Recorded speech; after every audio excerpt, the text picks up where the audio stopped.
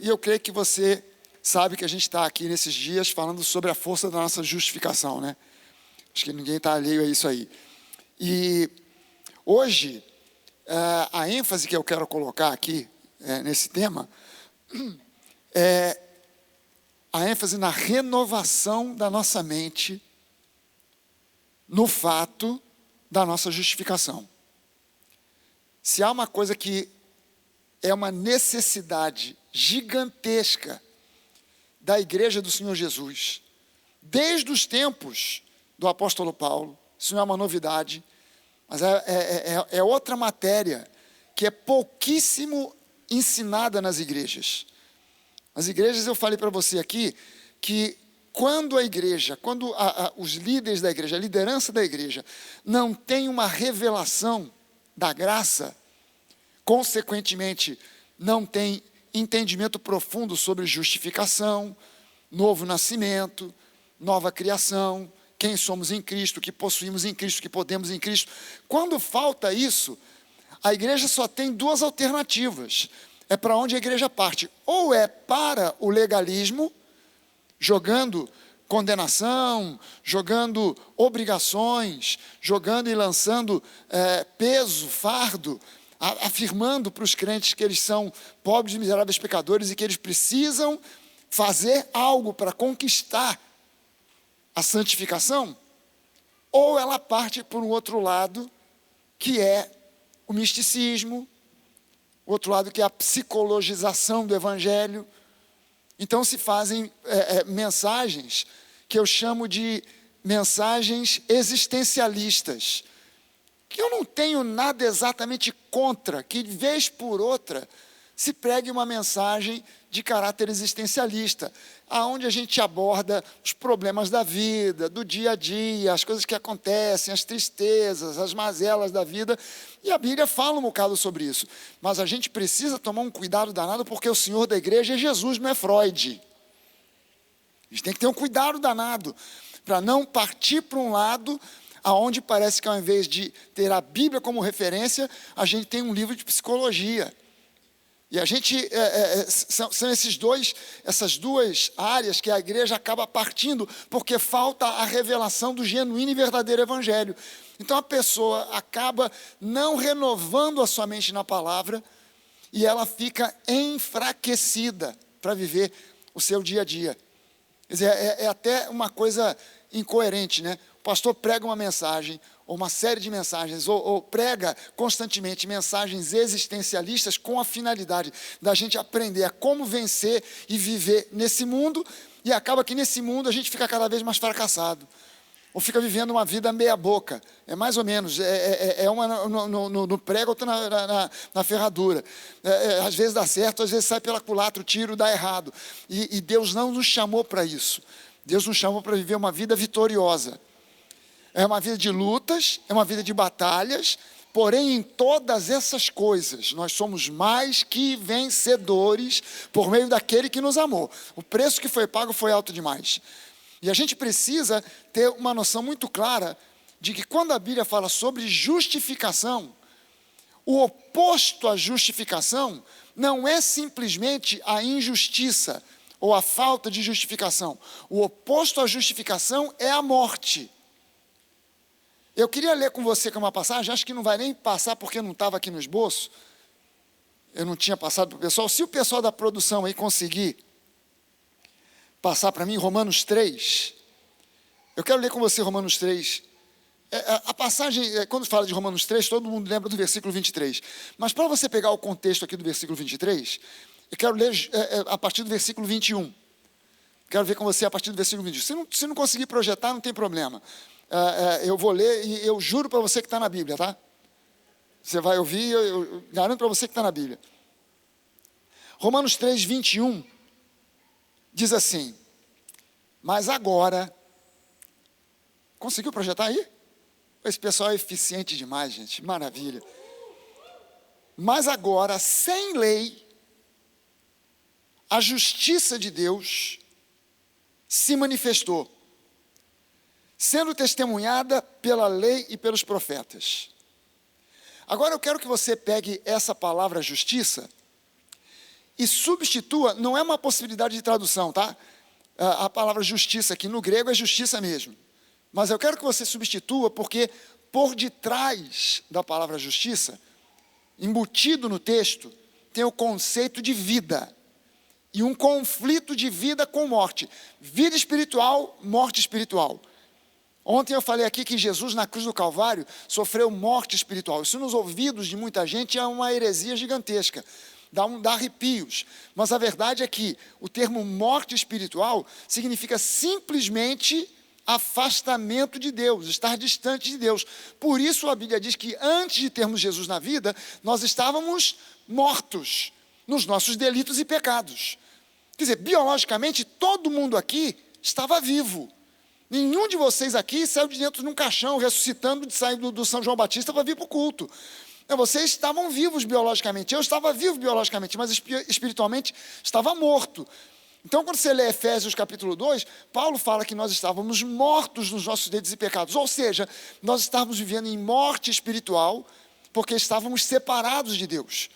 Não tínhamos ainda, conhecíamos o Jesus histórico, conhecíamos uma religião qualquer, mas nós não tínhamos ainda o entendimento racional e espiritual de Jesus como nosso Senhor e Salvador.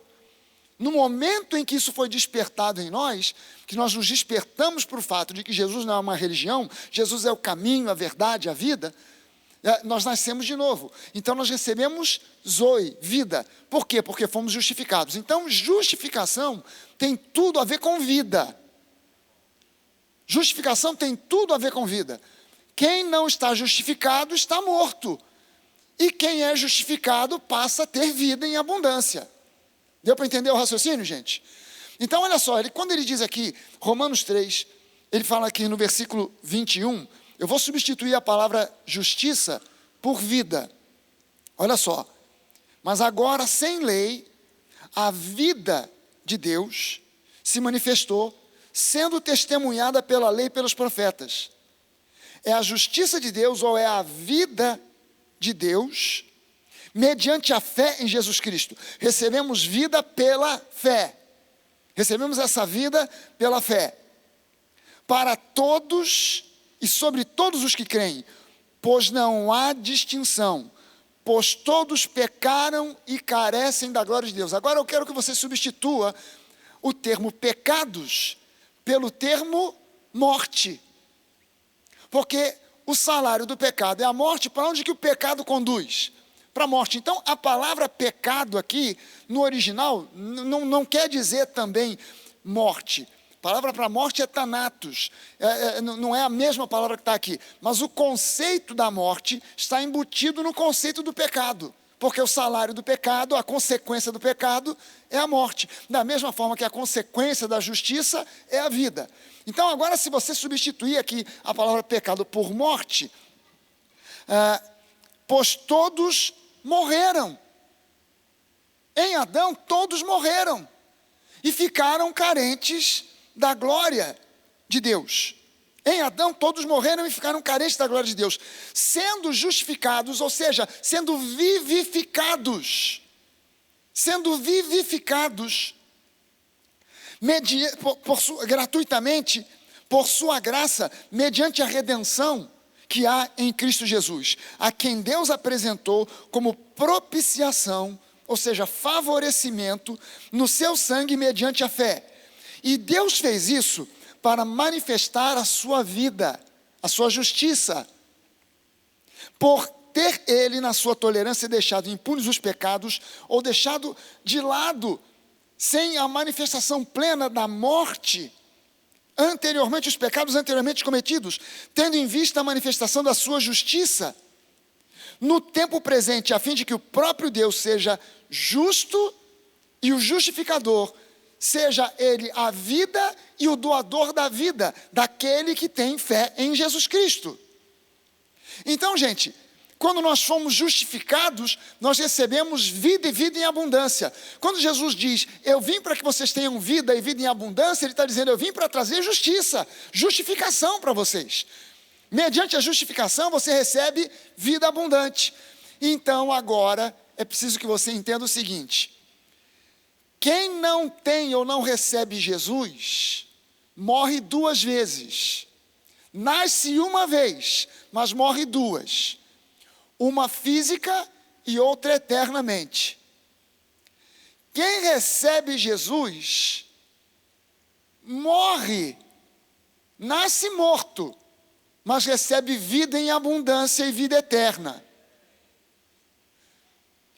Então, nós temos vida. Quando a Bíblia diz que nós temos vida em abundância, é como se dissesse assim: você tem uma vida dobrada, duplicada, porque é vida em abundância e vida eterna. Vida abundante para viver a vida aqui, com base na sua justificação, e essa vida se estende por vida eterna. Você já possui a vida eterna. Você não vai receber a vida eterna em algum dia. Você já está apropriado de vida eterna. Amém? Então não tem como você agora voltar a morrer. Você recebeu, você está condenado a viver eternamente. Você não está mais condenado a morrer pela eternidade. Você está condenado a viver eternamente. Você pode levantar as suas mãos e dizer isso: graças a Deus estou condenado a viver eternamente. Com Deus, com Cristo. E o principal, uma das coisas mais importantes que a gente precisa para entender, para fixar isso no nosso coração e fazer com que isso passe a ser parte do nosso dia a dia, não mais apenas um conceito dominical, mas parte do nosso dia a dia. Aonde a gente vai? A gente está no shopping vivendo a vida abundante que Deus tem para nós. A gente está na praia vivendo a vida abundante que Deus tem para nós. Vivendo a justiça de Deus em nós. A gente está em casa vivendo a justiça que Deus tem para nós, em nós. A vida abundante que Deus tem em nós. Para que isso ocorra, para que isso aconteça, nós precisamos de atender a um dos apelos mais fortes que existe em toda a Bíblia, e com certeza o mais forte que há em todo o Novo Testamento. Romanos 12, 1 e 2.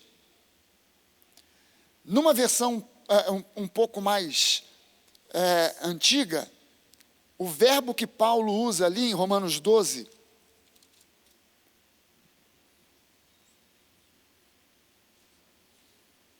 Romanos 12, 1, aqui nessa versão, que é a Nova Almeida atualizada, está escrito assim: portanto, irmãos, pelas misericórdias de Deus, peço.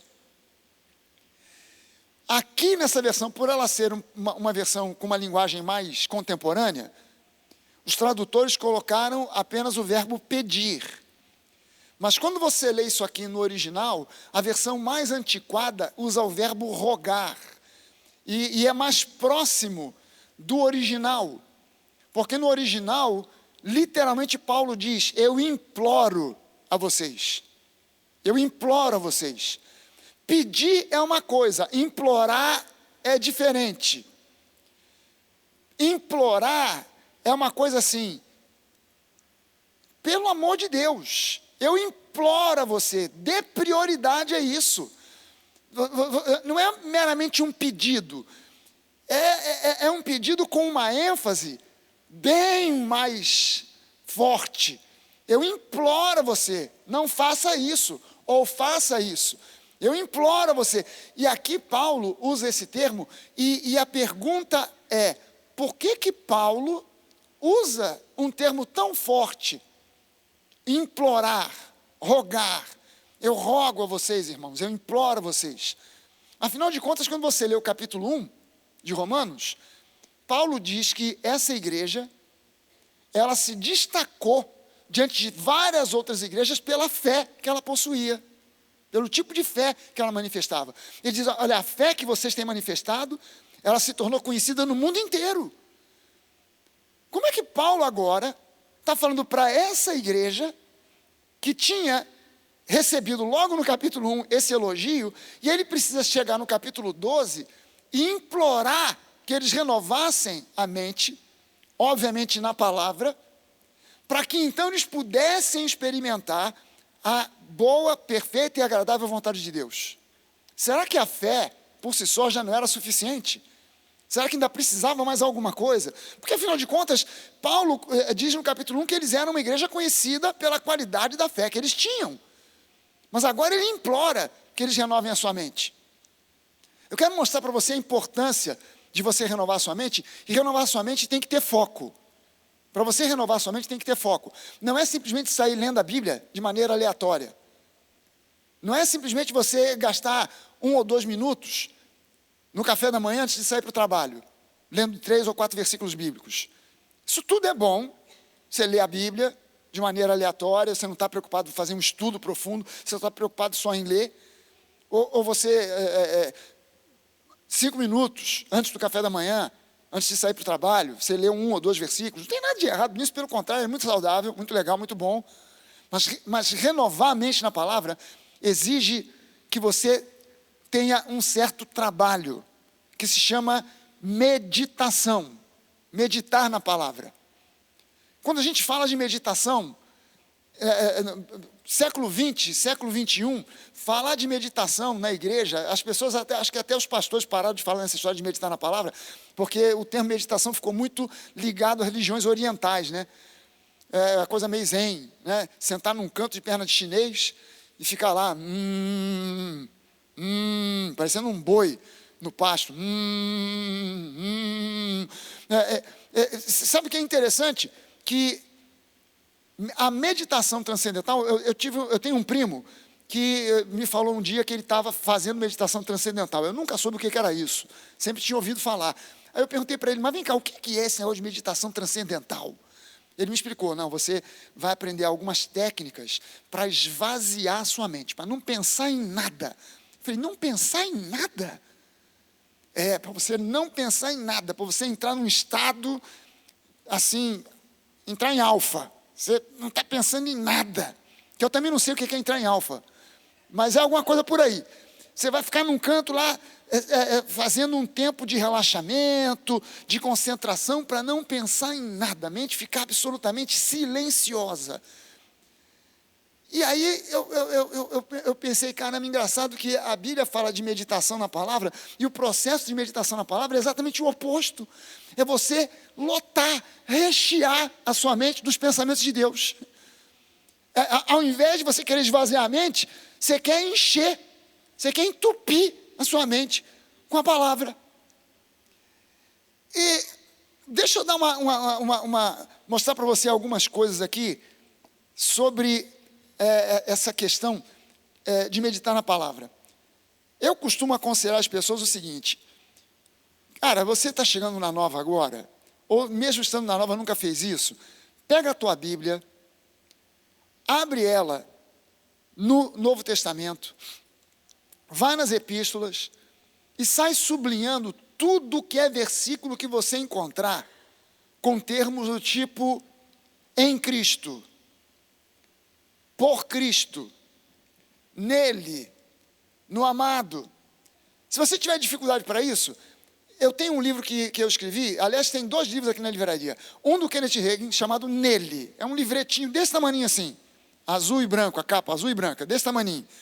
Você lê aquilo ali em questão de 20 minutos, 40 minutos, sei lá.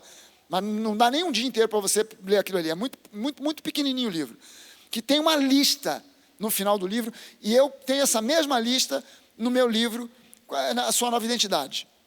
Uma lista lá com todos os versículos que tem expressões do tipo, nele, por ele, em Cristo, no amado. Porque quando você encontra esses versículos, você está encontrando a Bíblia dizendo quem você é.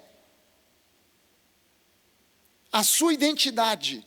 Qual é a sua identidade em Cristo? Quem você é em Cristo. Você vai ter que meditar muito nesse troço. Muito. Muito. Por quê? Porque durante anos você foi treinado. Quem é que se converteu aqui com mais de 40 anos de idade? Meu Jesus, só misericórdia. Quem se converteu já tinha mais de 30. Já tinha menos de 30. Tinha menos de 30. Quantos de vocês, nesse período de tempo, tem gente que se levantou a mão com menos de 30. Quer dizer, não estou nem fazendo conta, mas já estou imaginando que você já deve ter mais ou menos perto da minha idade. Ou mais. Ou um pouquinho menos. Quantos de vocês se lembram em algum trajeto da tua vida depois da sua conversão, de um pastor aconselhar a você, pegue a sua Bíblia, sublinhe os versículos que falam e te mostram a respeito da sua nova identidade e medita nesses versículos. Quantos aqui antes do pastor Fragale tinham ouvido algum pastor fazer esse conselho, dar esse conselho? Nobody. Nobody. Então, olha só, você está entendendo que um bom tempo da sua vida, desde que você se converteu até o dia de hoje, houve uma perda. Houve uma perda de tempo, houve uma perda de bênçãos, houve uma perda de uma série de coisas, e que você precisa recuperar isso, porque é direito seu, em Cristo, viver o melhor de Deus. E que você nunca vai conseguir viver o melhor de Deus, se você não entender quem você é em Cristo. Porque, olha, a religiosidade, ela faz questão de que você saia da igreja a cada domingo com um conceito. E o conceito principal é: você é um pobre, miserável pecador, salvo pela graça. Então você vive num mundo onde você, pela graça, é abençoado aqui, ali e acolá. Mas, de repente, o pneu do carro fura, você já, está vendo? É Deus, é alguma coisa que eu fiz por aí, e Deus já está me punindo aqui. O pneu do carro furou. Está vendo? A minha esposa já ficou doente, é porque eu andei aprontando alguma coisa, provavelmente ela também. Então a doença já chegou. Porque na nossa cabeça, a gente está pagando o preço pelo pecado que a gente cometeu. Por quê? Porque nós somos pobres, miseráveis pecadores. Então eu não sei quem eu sou. Então eu vou ficar sempre nessa gangorra. Uma hora eu estou abençoado, e se alguém diz para mim que eu tenho um problema que é fruto de maldição hereditária, eu acredito. Por quê? Porque deve ter uma maldição hereditária mesmo, porque eu vou te contar uma coisa, eu sou uma pessoa que, quando eu analiso e olho para trás, eu vejo como eu sou azarado, só pode ser maldição hereditária. Tem que quebrar esse negócio. Então, mas você só é azarado porque você acredita no azar. E você acredita no azar porque você acredita que é um pobre, miserável pecador. E você acredita que é um pobre, miserável pecador porque não conhece a sua nova identidade em Cristo. E quando conhece, lê o versículo, mas não medita. Então não renova sua mente. E continua olhando e crendo. No entanto, olha só, você pega um versículo como 1 Coríntios 5,17, versículo manjado, conhecido de todo mundo. E assim, se alguém está em Cristo. Cara, se alguém está em Cristo, essa pessoa foi justificada. Se ela for justificada, ela já não precisa cultivar a mentalidade do pecado. Então, por quê? Porque eu já não sou um pobre, miserável pecador. Porque eu estou em Cristo.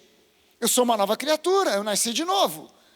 Quanto mais você entender isso, quanto mais você meditar nisso e entender isso, menos sujeito a pecar você estará. Quanto mais você meditar em quem você é, na sua nova identidade, mais força para resistir à tentação você tem. Mais capacitação você tem para vencer o pecado. Você dá uma olhada em Colossenses 2, no versículo 10. Também nele, o pastor Fragale falou, nele tem a ver com aquele negócio da identidade. Então nele significa que nele eu recebi a plenitude. Também nele vocês receberam a plenitude. Nele eu estou pleno. Não me falta nada. Eu sou uma pessoa plena. Gente, não é uma questão de você olhar para si mesmo e se julgar. Pare de se julgar. Ah, não, mas eu tenho esse defeito, aquele defeito. Quem sou eu para dizer que eu sou uma pessoa plena? Eu ainda tenho esse problema, aquele problema. Pare com essa falsa humildade e reconheça que Jesus Cristo é o Senhor e que Ele disse para você que nele você já obteve plenitude. Não é julgando a mim mesmo. Por isso que Paulo fala, eu não estou nem aí quando os outros me julgam, aliás, nem eu me julgo. E por que Paulo não se julgava? Porque se você fosse julgar, claro que você vai encontrar defeito. É óbvio que você vai encontrar defeito. Nenhum de nós aqui é isento de ter um ou outro defeito. Mas quanto mais você meditar na palavra de Deus, menos ansioso você será, menos preocupado você será, menos medo e angústia você terá, menos chance de cair em depressão você terá, e a sua vida vai mudar da água para o vinho. A sua vida vai mudar da água para o vinho. Julgue-se apenas no sentido de avaliar o quanto mais você precisa de renovar a sua mente na palavra.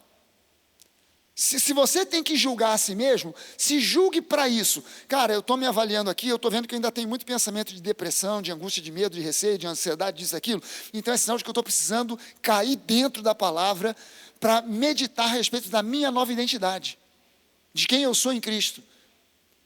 Quando você começa a meditar nisso, cara, eu percebo que eu tenho uma facilidade tão grande de escorregar numa casca de banana e pecar. Então, o que eu preciso para me livrar disso? Qual é a saída disso? O que eu preciso? Eu vou orar e jejuar. Oração e jejum não vai resolver. Você precisa meditar na palavra para entender a sua nova identidade. Você precisa gastar tempo meditando na palavra para entender a sua nova identidade, para entender que nele você já recebeu a plenitude.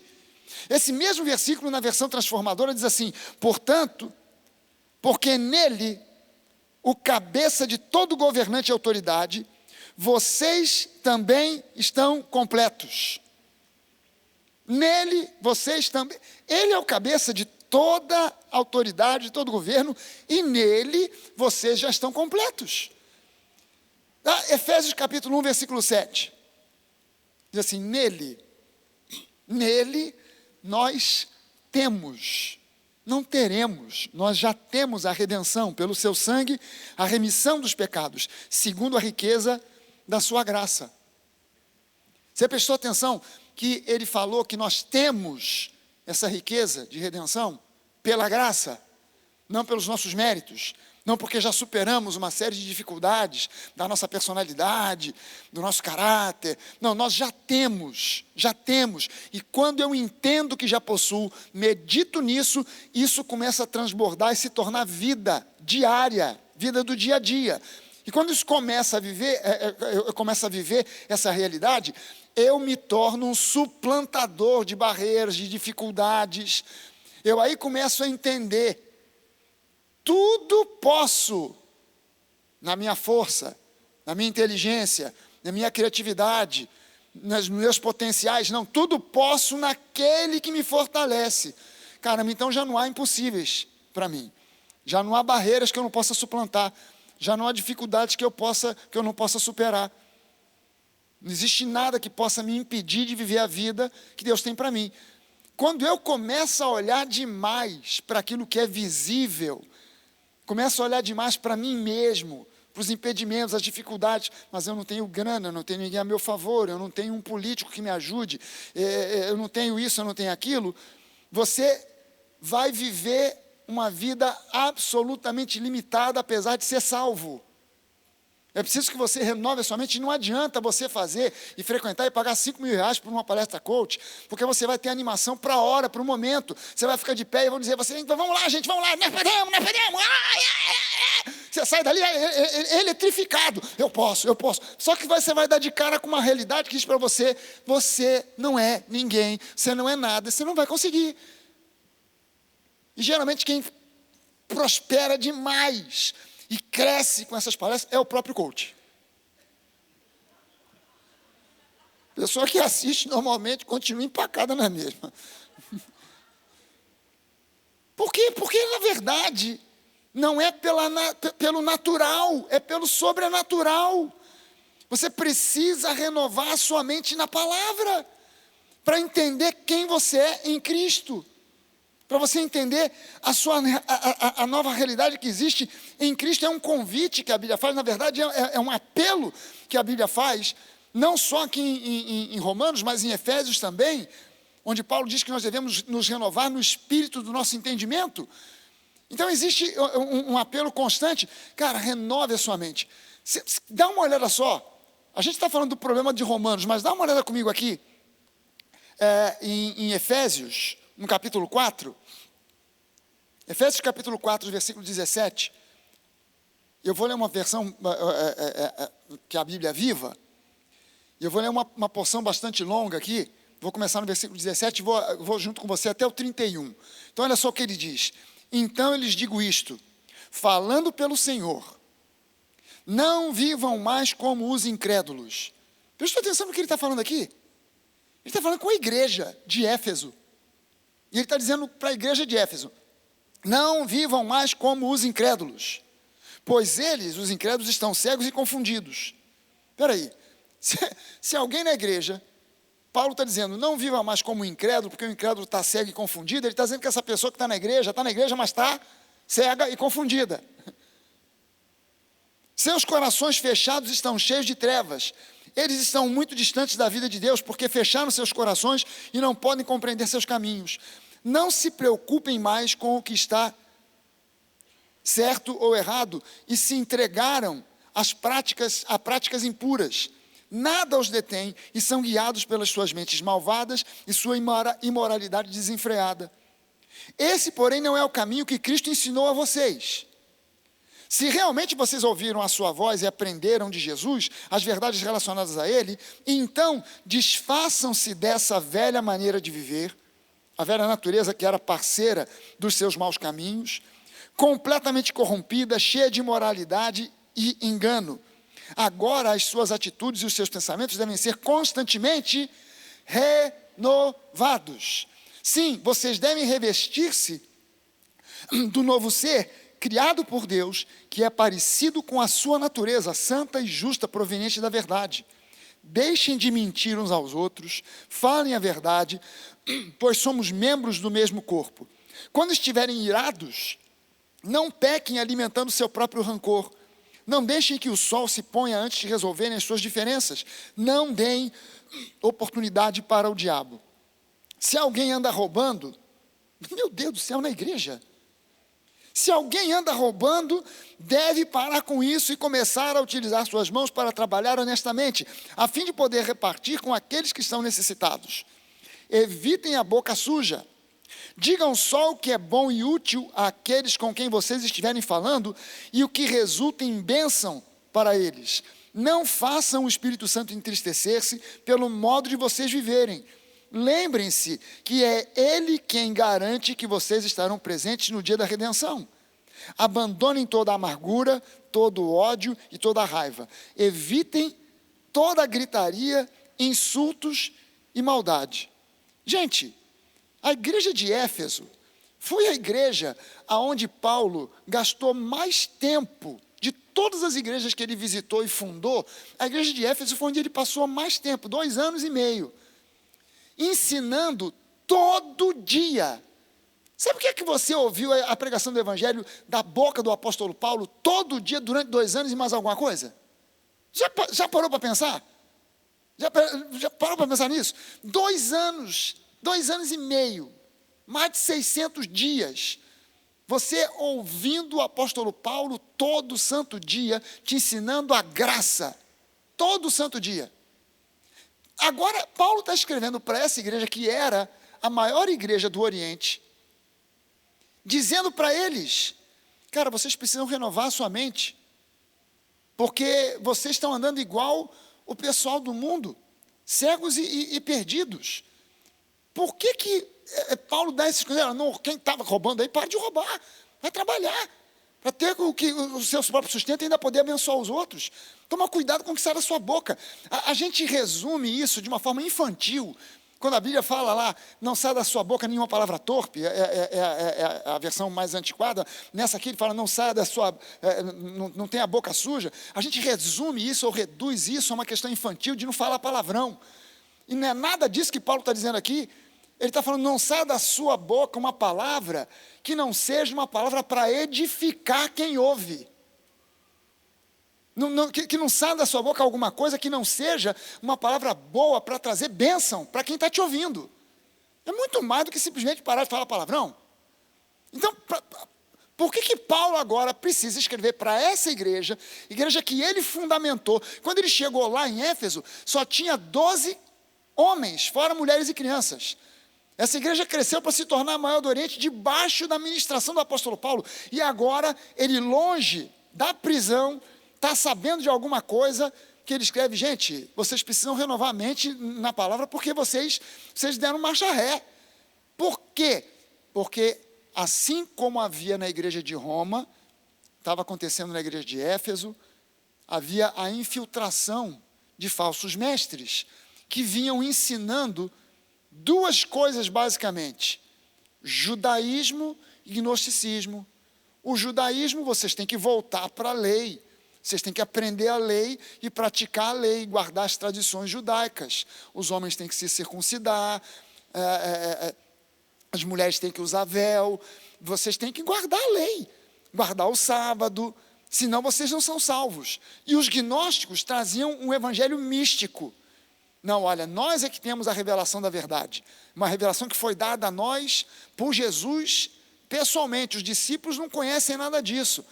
E eles misturavam judaísmo com filosofia grega, com misticismo de acender vela, queimar incenso, e uma série de coisas místicas.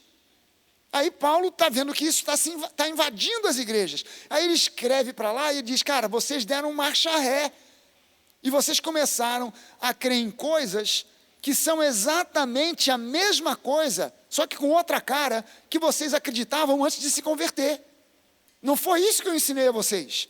Não foi isso que vocês aprenderam. Então, voltem para a palavra, meditem naquilo que vocês aprenderam comigo, o apóstolo Paulo, para que vocês possam escapar dessa geração perversa. Amém, gente? Não tenha dúvida, o que a gente vê no mundo, o que está no mundo, é uma geração perversa. O que a gente vê por aí é perversidade pura. Você jamais vai me convencer que é saudável a ideologia de gênero, é perversidade. Você jamais vai me convencer que essa brigalhada, essa polarização de direita e esquerda, que isso aí é uma coisa saudável, porque nós estamos debatendo. Não está debatendo coisa nenhuma, o pessoal para de falar um com o outro, quase que mata um ao outro por causa disso. E isso aí não tem nada a ver com Cristo, não tem nada a ver com a palavra. E a gente mergulha nesse troço, a gente deixa a palavra para trás, mergulha de cabeça na política, mergulha de cabeça nas ideologias, mergulha de cabeça na direita, mergulha de cabeça na esquerda, e Cristo fica de fora. E a gente precisa voltar para a palavra e meditar na palavra para entender quem nós somos em Cristo. Quem nós somos como igreja. Qual o nosso papel nesse mundo. Estou gastando um tempo aqui todo domingo falando sobre o sacerdócio dos cristãos. Eu nem usei o título, eu acho que eu preguei essa série diferente, foi uma série diferente, mas eu preguei sobre as vestimentas do sumo sacerdote há anos atrás, e o título eu acho que era diferente. Mas por que nessa aqui eu estou falando sobre as vestes do sacerdote, mas coloquei o título da série como o sacerdócio dos cristãos? Porque nós temos que entender que nesse mundo nós somos reis e sacerdotes. O rei reina, mas o sacerdote ministra. A potência evangelística da igreja vem do fato de que nós somos uma nação de sacerdotes. O plano original de Deus para Israel era uma nação de sacerdotes. Se você for ler Êxodo, no capítulo 19, no capítulo 20, Deus dá a Moisés a lei. Mas no capítulo 19, ele faz uma preparação, ele dá uma prévia, ele conversa com Moisés, e ele fala, olha, amanhã, fala para o povo se santificar, porque amanhã eu vou firmar com vocês uma aliança. Ele não disse, eu vou dar para vocês uma lei. Eu vou firmar com vocês uma aliança, e vocês serão para mim uma nação de sacerdotes. Então, o plano de Deus não era que tivesse uma tribo de Levi, era que houvesse uma nação de levitas, que ministrasse as nações do mundo. Então, esse plano agora, ele é renovado na igreja. Quando Pedro diz, vocês, porém, o mundo é assim, assim, assado, vocês, porém, são nação santa, povo de propriedade exclusiva de Deus, um reino de sacerdotes, ou seja, reis e sacerdotes, chamados para anunciar as grandezas daquele que os chamou das trevas para a sua maravilhosa luz. Ah, quer dizer que eu fui feito sacerdote, não é para eu ficar feliz, é para eu ter potência evangelística? Mas então eu preciso renovar minha mente na palavra para entender que eu vou ganhar as pessoas para Jesus, não é mostrando para ela fotos e vídeos da minha igreja animada, bonita, moderna, com luz piscando. Isso pode ser até um atrativo. Mas o que muda o coração das pessoas é quando elas entendem que o sofrimento delas, o buraco que existe no interior delas, só pode ser suprido e solucionado pela presença de Deus e nada mais. Não tem droga, mulher, homem, não tem diversão, parque, Disney, nada pode substituir Jesus. Nada. Quem é o responsável de levar essa mensagem? É a igreja, mas a igreja só faz isso quando renova a mente, para entender que não é uma obrigação que eu tenho, é uma missão. Não é minha obrigação falar de Jesus para ninguém, é minha missão. Por quê? Porque eu sou um sacerdote. Mas quando é que eu entendo que eu sou um sacerdote? Quando eu renovo a mente na palavra e entendo a minha nova identidade. E eu começo a entender que eu sou justiça de Deus. Nele, nós fomos feitos justiça. Ah, peraí, o pastor Fragale falou que nele é um versículo que fala da minha identidade. Nele, vocês foram feitos justiça de Deus. Ah, então eu fui justificado. Faz parte da minha característica, do meu caráter, de quem eu sou. Ser justiça de Deus. Eu sou justiça de Deus. Eu não tenho justiça. Eu sou justiça. Hã? Da mesma forma que Deus não tem amor, Deus é amor. Eu não tenho justiça, eu sou justiça. Isso faz uma diferença danada. Faz uma diferença imensa. Você pode levantar uma das suas mãos e dizer isso? Eu tenho. Não. Eu sou justiça de Deus. Já era, já falei, pastor. Eu tenho, não. O café saiu bem, eu tenho a certeza que eu sou justiça de Deus. Pastor é fogo, né, cara? Já dá logo uma saída teológica. Eu sou justiça de Deus. Importa quem você é, não importa o que você vê no espelho, importa o que Deus vê em você, e você precisa se ver como Deus te vê. Você foi justificado, você é justiça de Deus. Amém? Vamos ficar de pé, vamos orar? Pai amado, a gente quer te agradecer demais, porque nós não temos justiça, nós somos justiça. Muito obrigado, porque houve uma transformação na nossa vida. Não houve uma adição de uma qualidade. Houve uma transformação. O Senhor não adicionou justiça a nós. O Senhor nos transformou de pecadores em justos.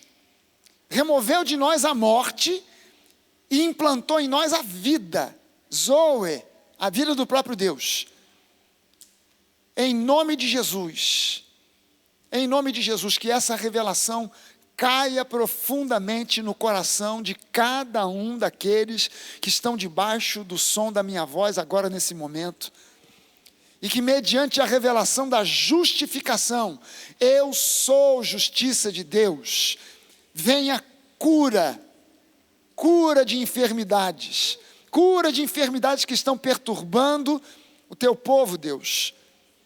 Cura de toda e qualquer enfermidade em nome de Jesus. Você que está presente aqui, você que está acompanhando pela internet, nós profetizamos e declaramos cura mediante a revelação de que você é justiça de Deus, justificado pelo sangue de Jesus, pela obra do Calvário, justificado em Cristo, justiça de Deus, vida de Deus. Justiça de Deus entrou, o pecado saiu com a sua morte. A justiça entrou, a vida veio e ela trouxe saúde. E em nome de Jesus, toda enfermidade está repreendida aqui agora em nome de Jesus. Em nome de Jesus. Nós não somos poço de doença, nós somos fonte de saúde, jorrando a saúde que vem do trono da graça, transbordando a saúde que vem do trono da graça. Nós temos saúde no corpo, saúde na mente, em nome de Jesus. Saúde brotando, saúde borbulhando, saúde fluindo no nosso corpo e na nossa mente, em nome de Jesus. Porque nós fomos justificados, Jesus pagou o preço, Ele nos justificou, somos novas criaturas, aleluia. Você pode levantar as suas mãos e agradecer e dizer: muito obrigado, Deus, porque em Cristo eu sou uma nova criatura. Muito obrigado, Deus, porque eu estou no processo de santificação, estou me tornando mais e mais semelhante a Jesus a cada dia, aleluia, aleluia. Meu irmão, cada vez que você reparar, que você perceber aquela falha em você que te desagrada, você não pode esperar meia hora, você não pode esperar o dia seguinte, você na hora precisa dizer: cara, eu não sou essa pessoa assim, assim, assado, eu sou justiça de Deus. Porque o diabo vai dizer para você: olha, você é mal-humorado, você é ranzinza, você é pavio curto, você é pavio longo, você é chato, você é feio, ele vai dizer o que ele quiser. E ele nunca diz você, ele manda esse pensamento na primeira pessoa: eu sou chato, eu sou pavio curto, eu sou isso, eu sou antipático, eu sou não sei o quê, eu não valho nada, eu não sou ninguém. Vem na primeira pessoa, para você imaginar que foi você que teve essa opinião de si mesmo. Você precisa na hora, não pode esperar 5, 10, 15 segundos, não. Na hora você tem que dizer: eu sou justiça de Deus, o que eu sou é justiça de Deus. Se alguém te diz e você ouve, você tem duas opções: ou você ouve e abraça e diz: ah, é mesmo, falou a verdade. Ou você diz: não, eu sou a justiça de Deus. Você não precisa nem dizer em voz alta, mas você tem que dizer aqui dentro: não sou isso que essa pessoa falou, eu sou a justiça de Deus. Porque é mediante essa ação de guerra, mediante essa ação, é uma ação de guerra. A guerra espiritual que se dá aqui, nesse campo de batalha chamado mente humana, é uma ação de guerra, de combate, de contra-ataque. É uma bomba que o diabo mandou, você manda um míssil de volta. Ele mandou um tiro, você manda uma metralhadora. Você não fica brincando não, ele me deu um tiro, eu dou um soco. Não, ele me deu um tiro, eu mando uma bomba. Ele mandou uma bomba, eu mando um míssil. Mandou um míssil, eu mando uma bomba atômica. E é preciso que a gente se posicione como justiça de Deus. Todo o resto vem a reboque. Eu sou nova criatura, eu tenho vida abundante, eu tenho a saúde de Cristo, eu tenho paz no meu coração, tenho paz na minha vida. O resto todo vem a reboque. Eu tenho saúde plena, eu tenho um casamento abençoado, eu tenho negócios abençoados, minha vida financeira é abençoada, as minhas mãos são abençoadas, aonde eu boto a mão prospera. Todo o resto vem a reboque. Por quê? Porque eu fui justificado, eu agora sou justiça. Só vou te dar para você, só para a gente fechar. O versículo mais importante de todo o Novo Testamento que fala da sua nova identidade, do seu caráter, de quem você é, não tem a expressão nele, não tem a expressão no amado, não tem a expressão em Cristo. Só diz assim, que segundo Ele é, nós somos nesse mundo. 1 João 4,17. Segundo Ele é, nós somos. Então, Ele é santo? Nós somos santos, porque segundo Ele é, nós somos. Ele está doente? Tem saúde? Segundo Ele é, nós somos nesse mundo. Ele é vitorioso? Segundo Ele é, nós somos nesse mundo. Ele tem necessidade de alguma coisa?